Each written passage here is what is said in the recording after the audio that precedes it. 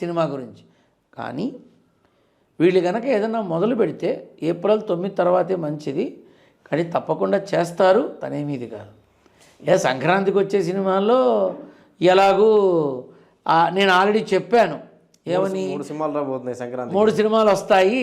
ఆ 3 సినిమాల్లో ప్రథమ తాంబూలం బాలకృష్ణ అని చెప్పేశాను, అయిపోయింది. ఇప్పుడు చిన్న సినిమాల్లో మాత్రం చాలా పట్టు బిగుస్తాయి. 2025 స్క్రీన్స్లో వచ్చే సినిమాల కన్నా ఓటీటీలో వచ్చే సినిమాలు అధికముంటాయి, అధిక సంపాదన ఉంటుంది, అధిక ఆదాయం ఉంటుంది. అబ్బో చెప్పక్కర్లేదులే, 2 వర్గాల సినిమాలే బయట రిలీజ్ అవుతాయి, అందరివి అవ్వు. ఆడియన్స్ థియేటర్లకు వెళ్ళడం మానేస్తే మల్టీప్లెక్స్లకు వెళ్తారు కదా థియేటర్. ఇప్పుడు చాలామంది ఓటీటీలకు వచ్చేంత వరకు చూద్దామనే వాళ్ళు కూడా చాలామంది ఉన్నారు. అవునా అన్న, ఇప్పుడు ఒక మా స్క్రీన్ అంటారు కదా, స్క్రీన్కి వెళుతుంటే ఒక ఫ్యామిలీ వెళ్తుంటే 2000 ఎగిరిపోతుంది, ఒక్క వారం ఆగితే ఓటీటీలో వస్తుంది, అయిపోయాయి కదా. సో చాలామంది అది ఆలోచిస్తున్నారు.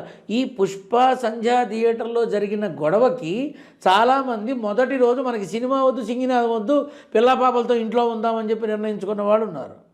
ఈ కొత్తగా వచ్చే సినిమాల్లో నువ్వు చూడు ఎంత మార్పు ఉంటుందో, అసలు ఎవరు ఊహించరు అటువంటి మార్పు ఉంటుంది ఈ ఫస్ట్ 1 వీక్ కూడా. కాకపోతే ఏంటంటే కొంత ఊహించిన వీళ్ళు ఏవైతే ఊహించారో ఆ మేరకు రాదు నాన్న, ఆ మేరకు రాదు, వస్తుంది అనుకున్న పోన్లే చావు తప్పి కన్నులు ఒట్టపోయాం అనుకునే స్థితిలో ఉంటారు. ఎందుకని ప్రస్తుతం ఉన్న నియమ నిబంధనలు ఏవైతే ఉన్నాయో వాటిని అనుసరిస్తే ఇంతకన్నా ఏం చేయగలరు వాళ్ళు? ప్రభుత్వానికి వ్యతిరేకంగా వెళ్ళగలరా?